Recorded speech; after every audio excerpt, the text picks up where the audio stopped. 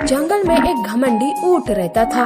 ऊंट हमेशा जानवरों का मजाक उड़ाया करता था, उनकी शारीरिक कमजोरी पर हंसता था और उनकी निंदा करता था। सारे जानवर भी ऊंट से परेशान हो चुके थे।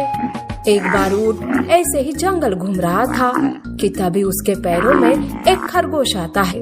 तब खरगोश कहता है, अरे ओ ऊंट, तुम्हारी मोटी मोटी आंखों से तुम्हें दिखाई नहीं देता क्या? अभी मैं तुम्हारे पैरों से कुचलने वाला था। अरे ओ छोटे से खरगोश, किसे सुना रहा है तू? पहले खुद की तरफ देख। तू इतना सा, पूरा शरीर कपास के जैसा हल्का फुल्का, कान ऐसे खड़े हुए, खुद की शक्ल देख एक बार आईने में और मुझे बोल रहा है। उन दोनों की बहस शुरू हो जाती है। तभी वहाँ सुअर आता है। वो ऊंट को समझाने लगता है कि तभी ऊंट कहता है, अरे चुप कर रे सुअर, मुझे मत समझा। तू पहले अपना मुंह देख, कितना बदसूरत है तू। तेरी बेसुरी आवाज से तो कान के पर्दे फट जाते हैं। तुझे तो कोई पसंद भी नहीं करता है। बेचारा सुअर दुखी हो जाता है। खरगोश और सुअर वहाँ से चले जाते हैं। तब ऊंट घास खाने आगे जाता है कि उसे रास्ते में भैंस मिलती है। तब वो भैंस से कहता है, अरे ओ भैंस, ऐसे धूप में क्यों निकली हो?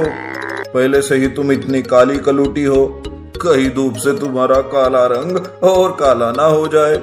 वैसे तुमने कभी देखा है क्या आईना? तुम तो बड़ी ही बदसूरत हो। भैंस ऊंट के मुंह नहीं लगती है और वो भी आगे चली जाती है। थोड़ी देर के बाद ऊंट को हाथी मिलता है। तब वो उसकी भी निंदा करते हुए कहता है, अरे ओ हाथी, तुम्हें देखकर तो मुझे हमेशा हंसी आती है। तुम बिल्कुल एक कार्टून के जैसे दिखती हो। तुम्हारे कान सूप के जैसे है और तुम्हारी ये सुन लटकती हुई। तुम्हारी पूंछ शरीर के हिसाब से कितनी छोटी है। तुम्हारा शरीर भी कितना मोटा है। बाप रे, तुम तो किसी भी एंगल से देखने लायक नहीं हो। जाओ, मेरे नजरों के सामने से चले जाओ। बेचारा हाथी भी उदास होकर चला जाता है। तभी उसे उड़ता हुआ तोता दिखाई देता है। तब वो तोते से कहता है, अरे ओ तोते, जरा इधर तो आ। अरे तोते, तुम्हारी ये चोंच कैसी टेढ़ी है? पूरा का पूरा शरीर हरा है और उस पर ये लाल रंग की चोंच। तुम तो किसी जोकर से कम नहीं दिखते। इस तरह से ऊंट हमेशा जानवरों का और पंछियों का खिल्ली उड़ाता रहता था। ऊंट की मुलाकात भेड़िए से होती है। भेड़िया किसी को खरी बात सुनाने के लिए आगे पीछे नहीं देखता था। उसे ऊंट के स्वभाव के बारे में जानकारी थी। ऊंट भेड़िए के बारे में भी अनाप शनाप बोलता। उससे पहले ही भेड़िया कहता है, अरे ऊंट, तू हमेशा जानवरों के बारे में उल्टी सीधी बातें करते रहता है। मुझे पता है कि तू मेरे बारे में ऐसा ही कुछ बोलने वाला है, लेकिन एक बार खुद की तरफ भी तो देख। अरे भेड़िए, मैं क्यों खुद को देखूं? मुझ में कोई कमी नहीं है और ना ही कोई मेरे जैसा है इस पूरे जंगल में। अच्छा, ये बात है तो फिर सुन। तुम्हारा लंबा चेहरा, पत्थर जैसी आंखें, पीले पीले गंदे से दांत और पीठ पर ये भद्दा सा कुबड़ और तुम्हारे ये आड़े टेढ़े पैर। सारे जानवर में तू ही सबसे बदसूरत है। दूसरे जानवरों में कुछ कमी है, पर तुम में तो खामियां ही खामियां है। भेड़िया ऊंट कैसे बदसूरत है ये बताता है। ये सुनकर ऊंट को उसकी गलतियों का एहसास होने के बजाय उसे तो भेड़िए पर गुस्सा आता है और वो भेड़िए से कहता है, अरे तुम तो मुझे बुरा दिखाने के लिए ये सारी बातें कर रहे हो, पर मेरी बराबरी कोई नहीं कर सकता, समझे? मैं तुमसे भी ताकतवर हूँ। देख ऊंट, अब तू ज्यादा ही कर रहा है। पहले तो दूसरे जानवरों की कमी निकालते वक्त तुम्हें शर्म नहीं आती, और जब तुझे तेरा असली चेहरा दिखाया तो तू गुस्सा हो रहा है।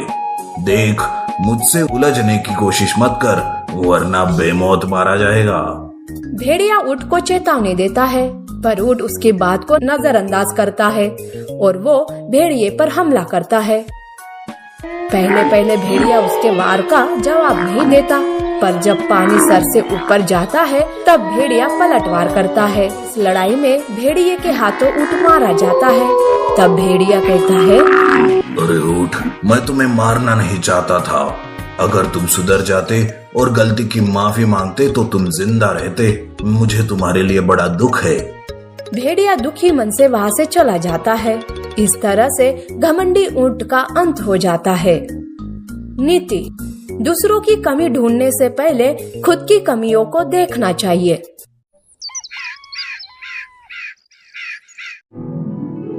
एक जंगल में कौवा पेड़ पर बैठकर आराम कर रहा था। उसे एक हिरण जंगल में घास खाता हुआ दिखाई दिया। हिरण को देखकर उसे बातें करने की इच्छा हुई और वह बोला, कैसे हो हिरण भाई? मैं तो ठीक हूँ, लेकिन तुम क्यों पूछ रहे हो? मैं बहुत दिनों से तुम्हें यहाँ आते देख रहा हूँ। तुम मुझे बहुत अच्छे लगते हो। क्या तुम मुझसे दोस्ती करोगे? हाँ, क्यों नहीं, मैं तुमसे अवश्य दोस्ती करूँगा। आ जाओ, मेरी पीठ पर बैठ जाओ, मैं तुम्हें घुमाने ले चलता हूँ। कौवा हिरण की पीठ पर बैठ जाता है। अब हिरण तेजी से दौड़ने लगता है, जिससे कौवे को बहुत मजा आता है। भाई, मुझे उड़ने में मजा आता था, लेकिन जमीन पर दौड़ने का अलग ही मजा है। उस दिन से हिरण कौवे को दिन भर अपनी पीठ पर बैठाकर दौड़ता रहता था। उसके बाद दोनों उसी पेड़ के नीचे आकर बैठ जाते। दोनों कुछ देर बातें करते। फिर शाम के समय हिरण अपने झुंड में वापस चला जाता। एक दिन जब हिरण अपने झुंड में वापस जा रहा था तो एक सियार उसे देखता है। हिरण को देखते ही सियार के मुंह में पानी आ जाता है। सियार मन ही मन सोचता है, अगर ये हिरण मुझे खाने को मिल जाए तो इसे कई दिनों तक खाता रहूंगा और मुझे किसी दूसरे जानवर की भी जरूरत नहीं पड़ेगी। लेकिन इसे पकड़ूं कैसे? यह तो बहुत तेज है, तेजी से भागकर निकल जाएगा। सियार एक योजना बनाता है कि किसी तरह इस हिरण से दोस्ती की जाए। अगले दिन हिरण जब कौवे से मिलने जा रहा था, रास्ते में उसे सियार ने रोका। सियार को देख हिरण डर गया। फिर सियार बोला, डरो नहीं भाई, मैं तो तुमसे दोस्ती करना चाह रहा था। नहीं भाई, हमारी तुम्हारी कभी दोस्ती नहीं हो सकती। तुम हमारे शत्रु हो और हमारे भक्षक भी। मौका मिलते ही तुम मुझे अपना शिकार बना लोगे। नहीं भाई, मैं वैसा नहीं हूँ। मैं तुम्हारे साथ कभी विश्वासघात नहीं करूँगा, मेरा विश्वास करो। अभी दोनों बात कर ही रहे थे कि वहाँ हिरण का दोस्त कौवा आ जाता है। अरे भाई, आज ये तुम्हारे साथ में कौन है? ये सियार मुझसे दोस्ती करना चाहता है। भला शत्रु से भी कभी दोस्ती हो सकती है? ऐसी गलती कभी मत करना। कौवे की बात मानकर हिरण सियार को मना कर देता है। भाई, मैं तो केवल तुमसे दोस्ती कर रहा था। मैं उन सब सियारों जैसा नहीं हूँ, इसीलिए उन्होंने मुझे अपने झुंड से निकाल दिया है। अब तो मुझे जीवन भर अकेला ही रहना पड़ेगा। इस संसार में मेरा कोई नहीं है।